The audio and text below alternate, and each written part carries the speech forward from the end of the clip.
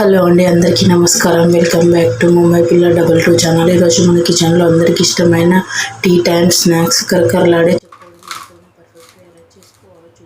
ముందుగా ఒక ప్లేట్ని తీసుకొని ఇందులోకి 1 కప్పు బియ్యం పిండిని వేసుకుంటున్నాను. అదే కప్పుతో ఒక 1/2 కప్పు మైదా వేసుకొని పక్కన పెట్టుకోండి. ప్యాన్ పెట్టుకొని ఇందులోకి ఇందాక ఏ కప్పుతో అయితే పిండిని తీసుకున్నామో అదే కప్పుతో 1 కప్పు పైన 1/2 కప్పు దాకా యాడ్ చేసుకోండి. ఇందులోకి ఒక 1/2 టీ స్పూన్ ఉప్పు, 1/2 టీ స్పూన్ అంత వాము, 1 టీ స్పూన్ కారం వేసి ఇది 1 టీ స్పూన్ నెయ్యిని కానీ లేదంటే వెన్నెను కానీ వేసుకోండి. నెయ్యిని కానీ వెన్నెని కానీ వేయడం వల్ల చెకోడీలు బాగా గుల్లలుగా వస్తాయి. నీళ్ళు ఇలా బాయిల్ అవుతున్నప్పుడు మనం ఇందాక పక్కన పెట్టుకున్న పిండిని ఇందులో యాడ్ చేసుకుంటూ కొంచెం కొంచెంగా కలుపుకోండి. గ్యాస్ అనేది ఆఫ్ చేసుకోండి.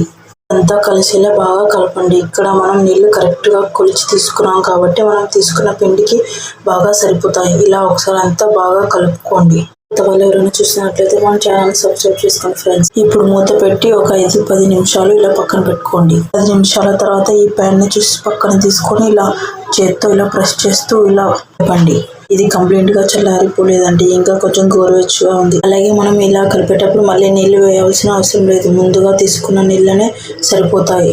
ఇన్ కేస్ మీకు ఇలా కలిపేటప్పుడు మరీ పొడిగా అనిపిస్తే ముద్ద కట్టడం అంత బాగా రాకపోయినా లైట్గా నీళ్లు చల్లుకుంటూ కొంచెం అలా చేత్తో తీసుకొని అనుకోండి. కొంచెం పిండిని తీసుకొని మిగతా పిండి ఆరిపోకుండా కవర్ చేసి పక్కన ఉంచుకోండి. ఇప్పుడు మనం చకోడీలు ఎలా చేసుకోవాలో ఈ టేబుల్ పైన కానీ చాపింగ్ బోర్డు పైన కానీ ఇలా రోల్ అవుట్ చేస్తూ చకోడీలు చుట్టుకుంటూ తీసుకున్నాం. ఇలా బాగా రోల్ చేసి ఇలా ఫింగర్కి చుట్టుకొని అడ్జస్ట్ అనేది ఊడిపోకుండా 2 ఇలా బాగా కలిపి ఒక ప్లేట్లోకి తీసుకోండి. ఇలా సన్నగా లావుగా కాకుండా సమానంగా రోల్ చేసి ఇలా రౌండ్గా చుడుతూ ప్లేట్లోకి తీసుకోండి. అలాగే ఇలా మనం చేతులను చుట్టేటప్పుడు విరిగిపోయినట్లుగా సరిగ్గా రాకపోతే పిండి అనేది కొంచెం పొడిగా ఉన్నట్లు అర్థం. అలాంటప్పుడు మీరు కలిపిన దానికంటే పిండిని కొంచెం సాఫ్ట్గా కలుపుకోవాలని అర్థం.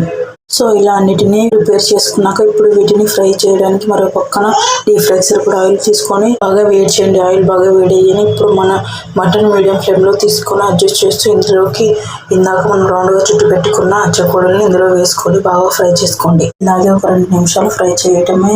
వీటి షేప్ అనేది ఏమీ మారదు. తర్వాత స్లోగా టర్న్ చేస్తూ క్లిప్ వచ్చేంత వరకు బాగా ఫ్రై చేయండి. ఇలా ఫ్రై చేసిన వాటిని ఒక ప్లేట్లోకి తీసుకోండి.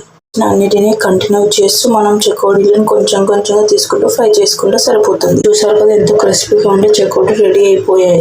ఇవి పూర్తిగా చల్లారాక డబ్బాలో పెట్టి 4 రోజుల పాటు తాజాగా ఉంటాయి. ఈ రెసిపీ మీకు కూడా ట్రై చేసి ఎలా వచ్చిందో కామెంట్లో తెలియజేయండి. వీడియో నచ్చిన లైక్ చేయండి. మరిన్ని వంటకాల కోసం ముంబై పిల్ల సబ్స్క్రైబ్ చేసుకోండి. Thank you for watching.